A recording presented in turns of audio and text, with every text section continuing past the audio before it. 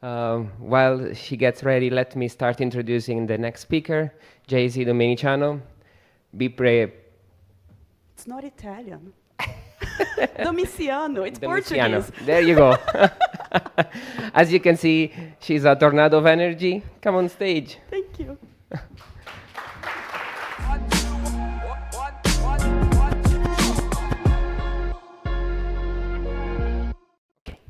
I'm not sure if I'm ready. What the heck is this now?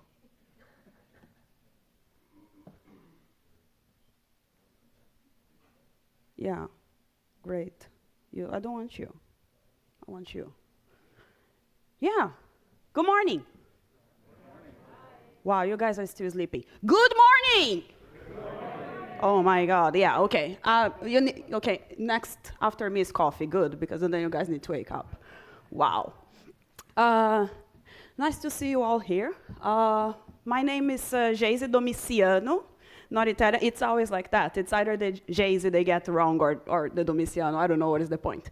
But my nickname is Geisy.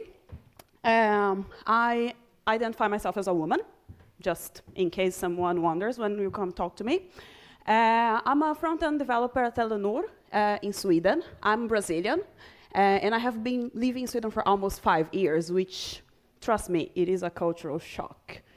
And a weather shock. It's like whatever shock you want to think about. We have it. And I have 2 babies, but I decided to put as pets in the object because people that have kids get offended if you like call your pets babies. I don't know what is the deal with that. So let's see. One is a dog, Melina. She still lives in Brazil. Couldn't bring her. She's kind of big. Like, look at my face and her face. You see, yeah, she's big. And I have a tiny one, which is Sunshine, and she's a leopard gecko, and she's like this size. She's super small and cute. Yeah. We can talk about those later. I want to take just a second to celebrate the death of Ie. Please. Yeah! 2022 brought something to us. Yay! Yeah, burning hell. No, we're fine. I'm here today just to talk about accessibility. How many of you knows about accessibility? Okay. How many of you just think that you know about accessibility? Oh, yeah. It's funny how the number was opposite now. Well, I don't know what happened to my text. It pretty much changed the order there, but okay. So when talking about web accessibility, we're just talking about to make sure that we have whatever website accessible for everyone, no matter who you are, where you're from, you can access it, you can use it, you can finalize a purchase. And if you can see, or if you have one hand, or 2 hands, or just like 4 fingers, whatever. And it's the same in a physical world, right? So we have elevators, we have ramps, and we have places to hold and stuff like that. So it's pretty much a way to support people to use websites. And when you're at work, this is the whole thing that I have been encountering on the last few years. It's like, but we don't have why to prioritize it. It's not really important. It's just like 20% of the world. Who cares about them, right? It's kind of like, well, until you break your leg, you're going to care about them. As far as I am aware, you're not going to like stairs that much if you can't go through them. So yeah, wait a little bit. And don't come to give me any high five, because it's not what it is. Like, you don't get to, there is no reason to prioritize it anymore, because we have the European Accessibility Act that has been going on for a while now, since I think 2008 or something like that, which is a regulation coming out for the European countries to make sure that all web applications are accessible.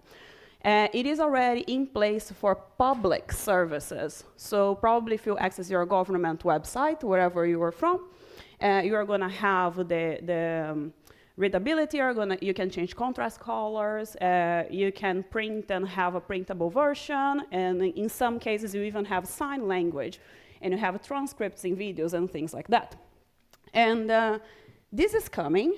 And it's kind of GDPR. Who worked with GDPR here? Yeah, that's how you know the crowd is front-end. But probably the backend developers that worked with GDPR, they were just like going crazy to help because it was so many ifs and buts, and you had to take care of all of your databases, and everything just got screwed. And up to today, no one really does the GDPR in the right way. We still save people's information on the cookie, and then we think we don't, but we do, even though we tell them that we don't. So it's pretty much the same thing.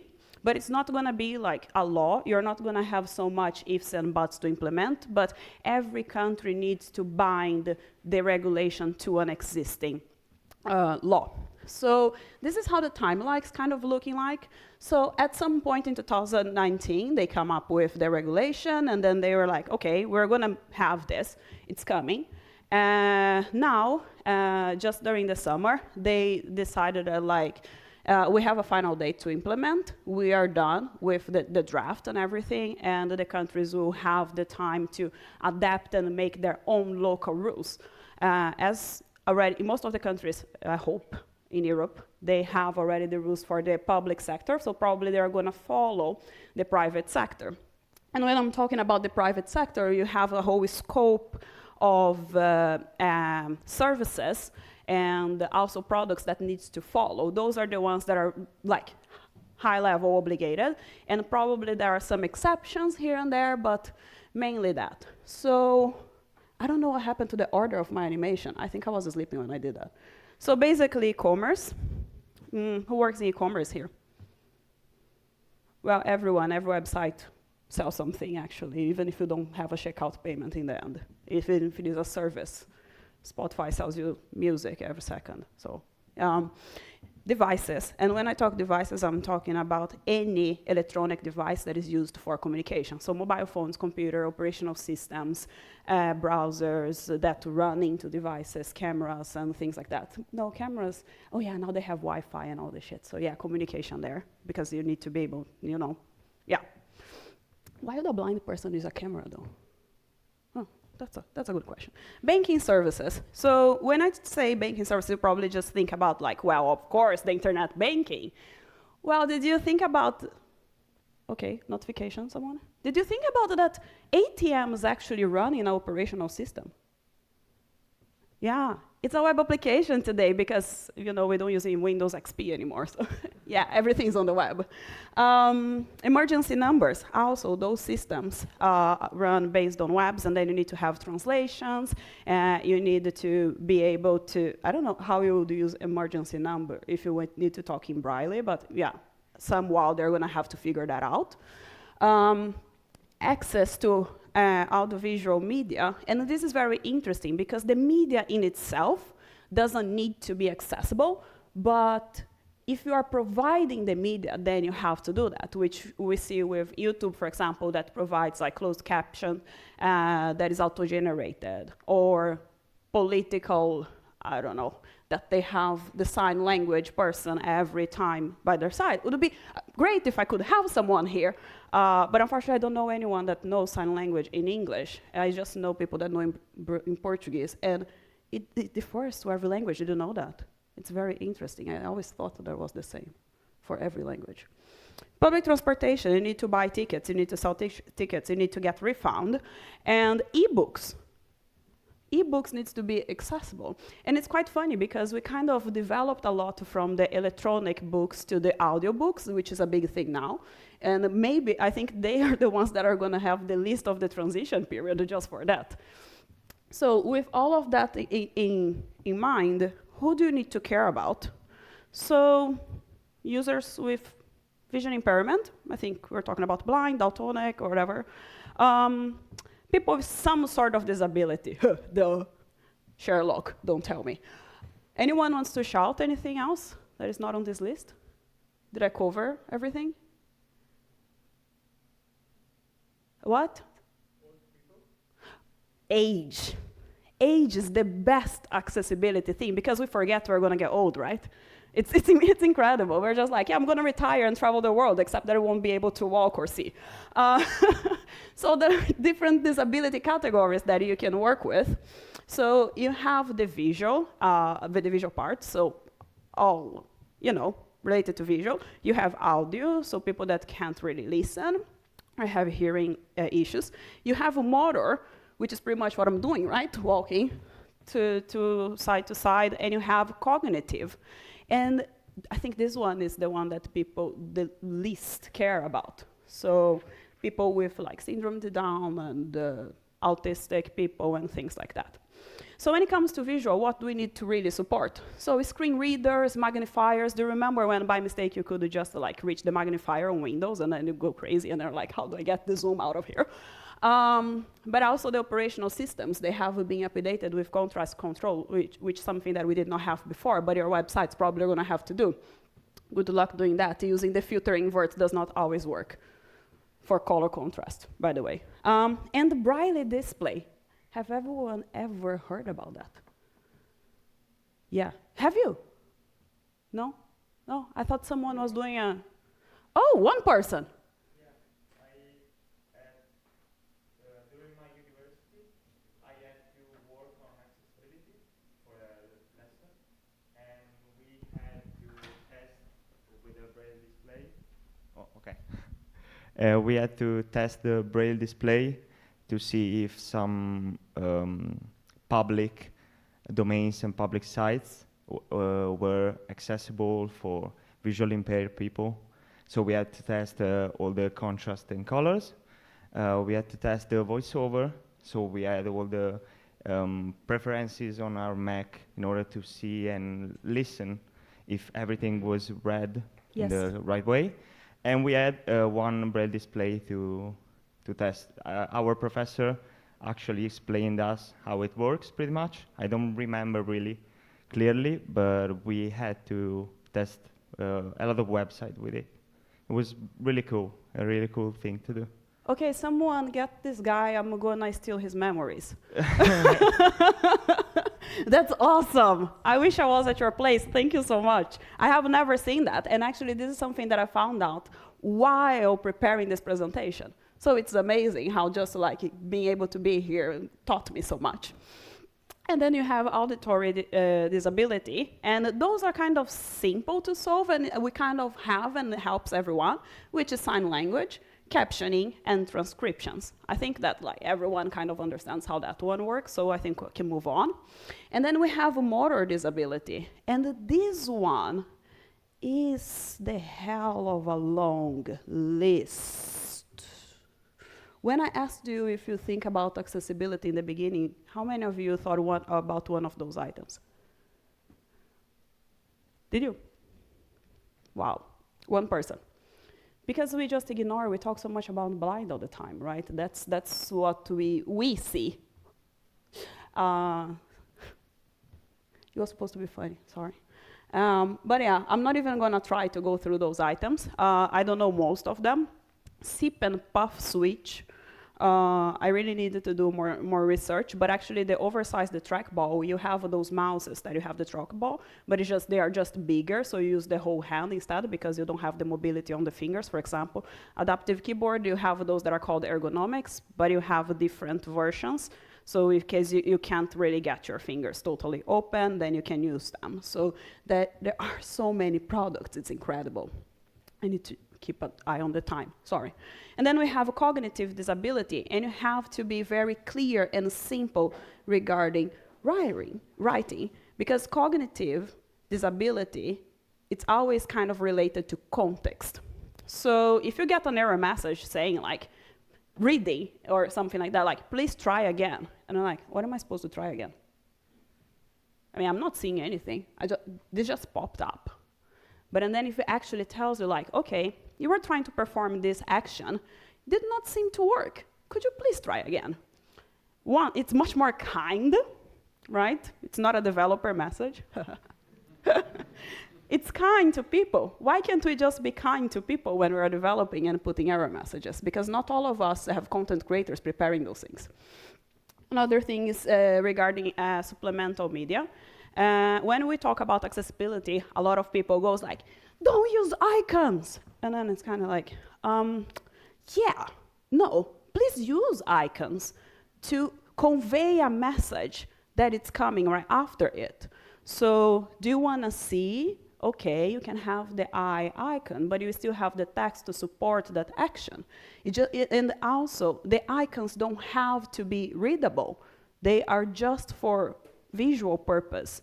Because for blind people, it means nothing if you say like, oh, icon, view, shape of an eye, open. So is that important to you? No, it's not. So just put an area hidden there, but still you need it. Another thing is regarding structure.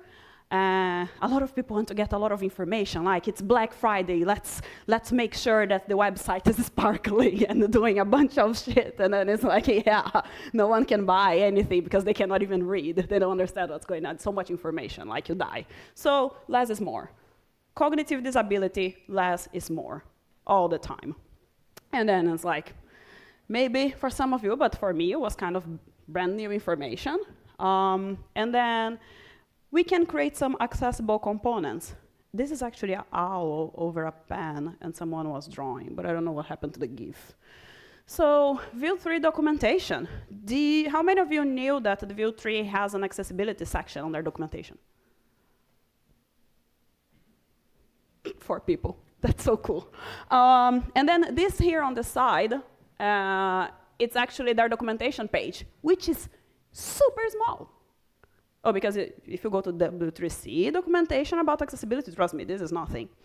And then they point out some stuff. For example, that I found out while doing this talk as well, skip link, which is a link that you put on the very top of your page, and it's not visible, but you just put it there, so when the screen reader goes through it, it says like, do you want to jump into the main content? And then you don't have to go through the header and all the categories that your site is selling, or in all the products or anything, or the search.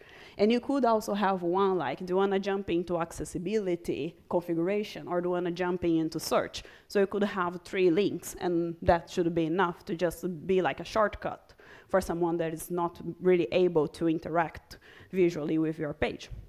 Another thing is content structure. So you have some guidelines there, mainly about the semantic tags, which is something that all of us should have learned when we were learning HTML, but apparently divs is the most popular one. I don't know why.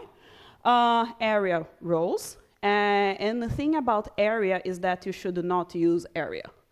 The less areas you have on your code, the better your code will be when it comes to accessibility, because you have semantic tags to do that shit already. Like, the browser is already doing it. You don't need to make it yourself. Don't reinvent the wheel. We try to be smart. Semantic. So autocomplete can go on a form level. It doesn't need to go on every single input. Label for every field, and please match the for attribute to the ID. That will make the life of people listening to your form so much simpler. Don't come to me and say, well, I actually have a placeholder in my input. Yeah, great, because, oh, I put rover, but it should be area described by over placeholder attribute, because the placeholder is confusing, especially for old people. Color contrast is always very bad, and it's not really read because a person can just try to type in right away, or they can just touch the keyboard, and then you miss the placeholder. What was the point? Nothing. So labels for everything. And they also have a little bit of standards and resources. So let's see if this will work. Oh yeah, it works. So here's the page, pretty much. They have coded examples about how to use it with Vue Router to do the skip link or skipping whatever you want to skip. They also have like a very nice tip when you're using landmarks. Please make sure to use the role banner, the role to the landmarks, because some browsers are still not supported. I mean, we celebrated the death of EA, but we're not quite there yet. And then you have like so much information here. You don't have any reason to tell me like, oh, there was not on the documentation of the framework, because it is here. You don't have a reason to use divs. And you also have all of these standards, so everything that goes under the European Accessibility Act, and also resources. So, oh, I don't know how to test. Well, you got 4 tools to test, you know, just to Zoom, and everything else that you want to do. So there is no reason to not to do that. And when it comes to those users, I actually found out about all of those items here. So it was like a very simple and easy to read page. So please take your time to do that as soon as you can. Let's see if this will go. How much time do I have? Like 10 minutes? 15, awesome. So let's create a component. If we're gonna create a component and we're gonna make it accessible, this is at least like what it goes through in my mind. So first thing I try to do is check the semantics. Is there any element that already satisfy my needs? So a lot of people, especially people that just got into the field, I realized that they don't know the HTML periodic table. I don't know why, but this was like a big thing back in the days. And I think I'm just going to the first link, but there is a link for an accessible version in the slide. So pretty much like, oh, I don't know what I need to use. I want to use some text. And then you go there and you can just click and see what that does and go to the documentation afterwards. So it's awesome, right? Like someone already created this. It's kind of like details. I think details is probably my favorite. Let's see. Oh no, get out of here. Details. Yeah, there we go. Does anyone know what details does? Yeah? 2 people, awesome. So details is that fucking accordion that all of you insisting to build. Like, it's here, it's accessible. Why do you build it like by yourself? I don't get it. But be careful, the icon shows up in Mac and doesn't show up on Windows, so you need to hide it. Yeah, we got a bug this week about that. It was fun. I forgot that part. So that, compatibility, is whatever tag that you want to use cross-browser. Is it cross-device? Does it behave different when it comes to mobile? For example, a date time input behaves differently, both in Android and iPhone. So those things you need to keep in mind. And then when you really, really try to style things too beautifully, usually they don't really work. So you need to be sure to balance that out a little bit. And also implementation rules. And I feel that a lot of people miss on that. I will get back to that soon. But what is the permitted content of a button? Can you have a button inside a button? Can you? No, you can't. Can you have an input inside a button? Hell no. You can have a link, though, inside a button. That's fine. You can have spans. You should not have paragraph. Basically like. So you have a very specific usages for stuff. And it's already there, it's documented. It's literally just checking a list and then doing it, because the component you build once, and then you just reuse it. And sometimes you need to do some sort of validation for like, well, which type of tags can be included in my slot, for example, because we love using slots, right? We want everything to be dynamic. Yeah, let's just put whatever in there. Doesn't feel so good. So yeah. But another thing is also default events and states, because sometimes we just use a click for everything, but maybe a specific component supports a specific state and gives you the information in an easier way than actually having to go through the target tree and finding it. So with the vModel and everything. So it's kind of like those kind of things, if you just take 5 minutes to read, you're probably gonna get the result, the development result much faster.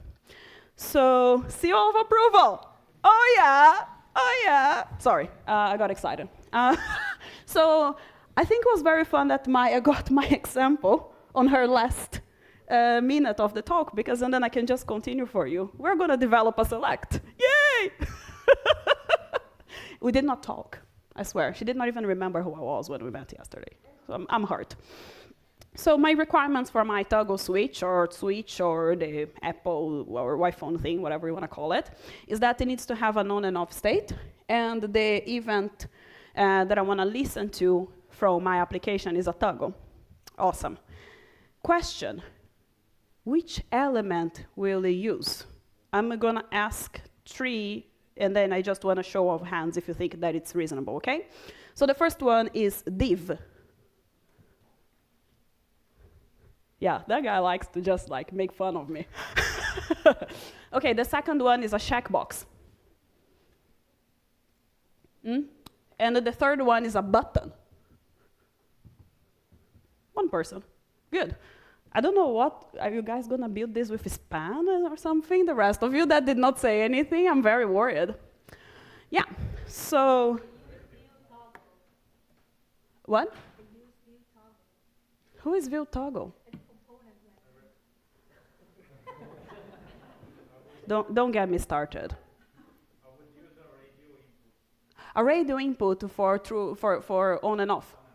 Okay, but okay, radio input is specifically for grouping, but yeah, I see where you come from. So it's pretty much the same with the checkbox idea. So is it good to read? No? Should I zoom a little bit? Yeah, is it good? Awesome. We have something called area switch role. And it gives you the functionality identical to the checkbox. So for you that guessed the checkbox, you were the closest ones. However, instead of handling checked, not checked when reading for the user, it's going to say on or off. And you can pretty much implement that on anything. You could do it with a div. MDN uses a button in this case, so that's what I'm using. So you could do with a div, you could do with a span, as far as you use the switch role to it. That would be just fine. And you have a bunch of descriptions of the differences between the checkbox and everything, and actually the area checked is exactly the same as you use with the checkbox to identify if it's checked or not from the screen reader. However, checkboxes also give you the option of a mixed state. When you have a group of checkboxes and you check just a few of them, and then you have one with the dash on the top, or you have like select all, select some, select none. So that is not supported if you are using the correct area role. So you don't get like a confusing state or the chance to do like a switch in the middle. Have you ever tried to hold like a light switch in the middle? And then you're like, oh, on, off, on, off, on, off. Yeah. That's no, that's another thing, sorry. Yeah, and then there are some rules where you can use whatever you want inside of it. It's pretty much gonna be ignored. And it's ignored to avoid that you either, the user, I'm talking to business too much at my company, but that the user will try to just do something that they're not supposed to. So if you put a link in there, it's pretty much gonna be ignored. So it's very cool. We learn a lot about it. There are some assistive technology recommendations and stuff like that. And then I actually did develop it. Let's see the code. Please tell me I have time. I'm almost done. So here, this one I did pretty much the same. I checked the event part of this, and I was like, ooh, we have something called toggle event, which is awesome. And I know because I have seen the toggle event here somewhere. Let's see if I find it. Oh, no, not you. Yeah, there you go. We have something called toggle event. I can just use it. Yeah, turned out this is just for the details. It's not native from the area role suite, so I shouldn't. Yeah, the event stuff. I love web APIs. Yeah, they're awesome. So basically, I still need to handle the click as it was. So in my view component, I'm handling the click. However, I emit a toggle because I just want whoever is using my component in my application to actually toggle it, because that's what it looks like for them. So I'm just masking it a little bit, which should be fine. And then we have some CSS going on here just for fun, and we implement some changes according to the area checked, and we double check which role you're using. So basically, initially, I get the area checked as false, and then I change it to have it to true when I toggle it or not. This here is my super amazing, beautiful application. And honestly, it's not supposed to be beautiful, okay? Because blind people don't see whatever. What is your point of having anything beautiful? You guys don't get the point of this. So this is the this is the actual component, and once we toggle it, we get a dark theme, and then when we untoggle it, we get a light theme. It works. You have the icon, cognitive, right? You have the colors. You have the contrast. It has a label. It will probably read on and off. I'm going to show you that later. So it's great. It works. Yeah, awesome. And then we have the fun part. I hope you documented everything. Did you? You guys wrote the documentation while I was talking, right? Yeah, definitely. So this one has been my savior for the past 2 years. Storybook, how many of you have used it? Yeah, you know what the good stuff is about. So Storybook seems to love Vue, and they have a version of their framework happening to Vue, which allows you to auto-generate component documentation. Auto-generate, you need to put some ifs and buts here and there, but it does the job. It has built-in component manipulation, so once you have the component, you can modify the properties and attributes and add or remove stuff, and it goes pretty well. You have a bunch of add-ons. If you are like me that likes customization, like, you're gonna have so much fun with this. You can have glitter and stuff, it's awesome. It allows you to use automation tools with it, and it's highly customizable as in the whole Storybook application in itself. So with that said, let me just show you how the switch looks like. So this is how Storybook looks like. This is their interface. So here I have a bunch of different components. So the button that we saw before, right? The checkbox, that looks horrible. I did not have time to build the CSS for that. The input field, but let's go to the switch. Let's focus, I have 10 minutes. So here is, here it is the controls, where you can interact and do things, and you can put icons, and apparently it says stuff. Oi, let's stop here. Yeah, that's the problem with technology, the privacy part, it's reading. I just got a bug. I wrote this stuff, you see that the thing grew? Oh, this is a bug. It's not a feature, it's a bug. I need to review that. It's good that blind people don't see it. It doesn't break for them. And then we have the toggle event. If you have implemented the toggle event within Storybook, once you click, you would see the actions. But I have created the theming interaction.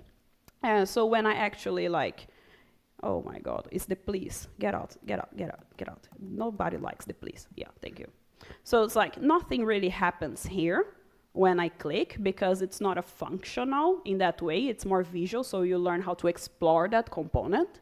But I actually built a theme, so, Portuguese. A theme so I can actually see the difference of how it behaves in both scenarios here. So you can pretty much just build in the code. So I created a MDX file, which is a JSX plus Markdown combination. And this is all the setup I needed to do to create that whole page, pretty much. So I had to import the add-on docs, which is part of their essentials. I had to import my component, name it, and specify the component that I'm using. I had to create a template for it, so pretty much when you create the Vue template, same thing. A little bit different for Vue 3, though. You need to have the setup function here so that you can actually pass the props. And then you just create a story. And with that story, you pass the arguments, read props, that you pass to that component, or do you expect to interact with that component, and then you just bind the template. So that's pretty much what is happening in this case. For Storybook's configuration, though, this file here, it's auto-generated as soon as you import it. Is it a good size? Should I zoom? Good. Yeah, but I zoomed in on you. So, oh, sorry. So here, you specify the framework, because they have both for version 2 and version 3, and also support Webpack, Vite, and the stuff like that. And you just specify which files they're going to read. So anything that ends with stories MDX, I'm reading. And then the links, essentials, and interactions came by default, I think. Or just essentials, something like that. In the preview, to create that theme that I used to actually toggle the background color, so I had to just add an item in global types, so that I would add this button here. And once I was there, I tell the possible changes, and then I had to implement my code to actually do the background change. There is a thing with Storybook. Oh, I'm gonna pass 5 minutes. I'm taking 5 minutes of your cough break. I hope you accept. So basically what I had to do is to actually encapsulate my component into another component so that the storybook can apply the difference for the class, because I needed to add this data theme to get like my dark or light option. So I had to encapsulate that. So this was a workaround. It was not really so hard to do, so I don't think it was such a pain, like it was 5 lines, so yeah, not bad. Let's go back here. Oh yeah, accessibility testing. Considering how many of you said that you know accessibility, how many of you have automated it? Cree, cree, cree, cree. Yeah, okay. Ah, the cat is so cute. So there is a possibility to actually do test automation with Storybook. In their documentation, they support a bunch of different tests. They have visual testing, so if you change the color, they get like a screenshot and say, oh, something changed, or the pixel moved a little bit based on your changes. You have accessibility tests, interaction tests, so I clicked in this button, I expected that to happen, which is pretty much like end-to-end testing for a component. They have the actual snapshot test, which is the different generated HTML, and compares every time you do an iteration in the component. And you can import the result of the stories into your testing system, like whatever you're using. So we use Jest at my company, and they have this amazing made by Storybook accessibility add-on, and that's one of the things, like it feels that Storybook really focused on building essential tools that you could jump up, like you could start from somewhere. You don't have to learn how to drive, you just sit there and autopilot gets it on. So this accessibility add-on catches up to 57% of the accessibility issues, which is, well, it's not 100, but it's much better than without any testing, if you think about it. It's powered by the DQ's Axe Core. If you have ever done like unit testing for accessibility, you know what it is, or there are some tools. It's like a pretty big brand, I don't know. It also includes a set of accessibility rules for most of the issues, which is that 57%. So you don't really need to do anything, it just does it. And it's configurable, so you can do it per component, per story, or you can implement it on a global level inside of your storybook. So I'm gonna show you just how this works. So as soon as I install the accessibility add-on, I get this tab. I'm sorry for the lack of zoom. Oh my gosh, I think I did it too much. I'm using a Swedish keyboard, the things are other places. So there we go. No, this was too much zoom. Guys, help.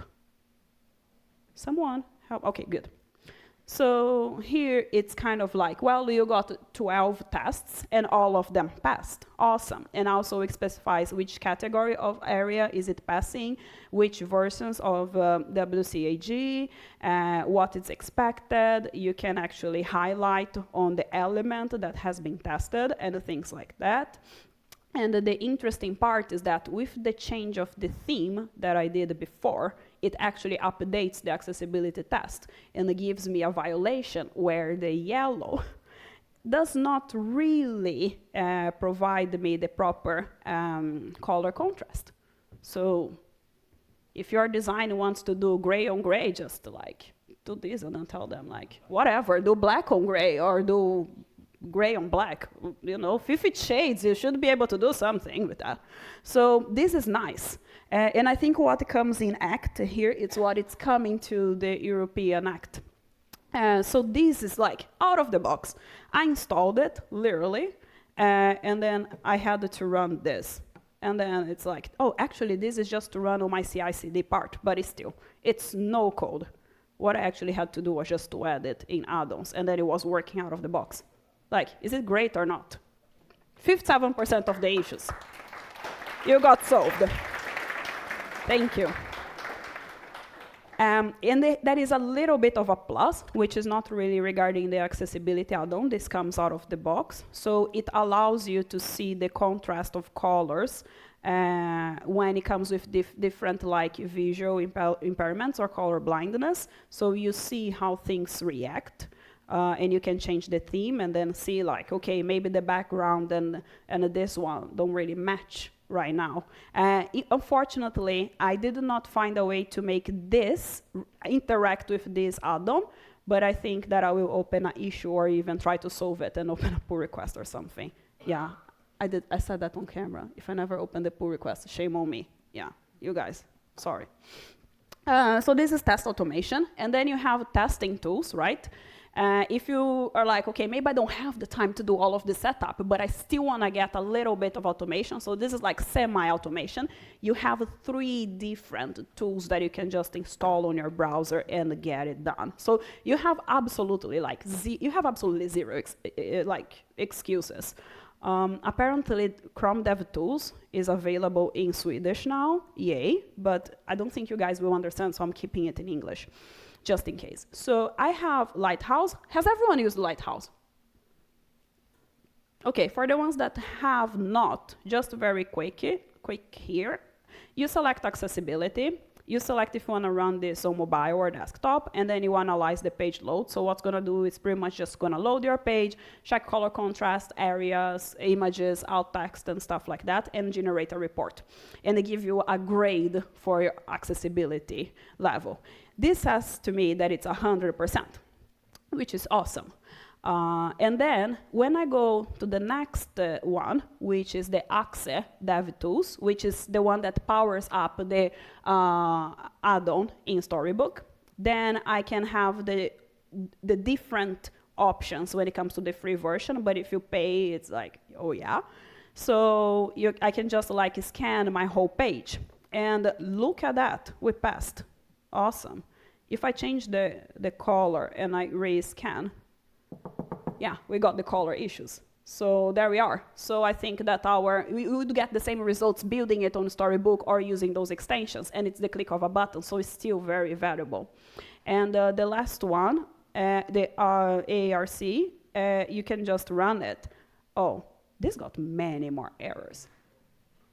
So that's why I use all 3 tools, because this one also tracks like tab indexes and other stuff regarding the flow of the page.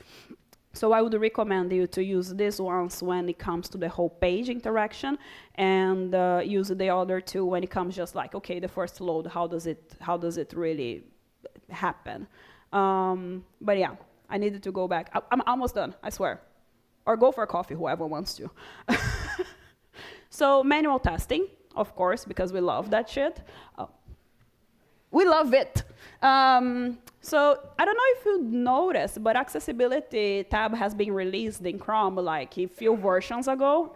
And you can also do testing using TalkBack and VoiceOver, depending on which mobile you have. And manual testing, sorry, don't kill me, not today. So let's do manual testing here, just very quick to show you. So we want to have the switch element, which is the element we created. So this is how it looks like. Well, this is the structure of the element. It's a switch, and it reads for us with the row switch. And then if it's checked or not, but actually will tell on or off, it tells us the content, and once you react to it, it changes its value. So it's kind of nice if you just want to do a quickie for which element you have. But now it's my last slide. I'm being scared. Are you ready for it? I'm Jay-Z. She's Beyonce. Ha. Sorry. I have a challenge for you. And the challenge is I would like you to enable VoiceOver or TalkBack on your mobile and try to use your product application, whatever you work for, whatever company, whatever pet project you have. I have done that. So my company had a conference. I blindfolded myself and tried to purchase a phone. I never managed to get to the end. And I have used all of these tools, but I never did the end testing, which was the actual like, let's immerse myself and try to be that person.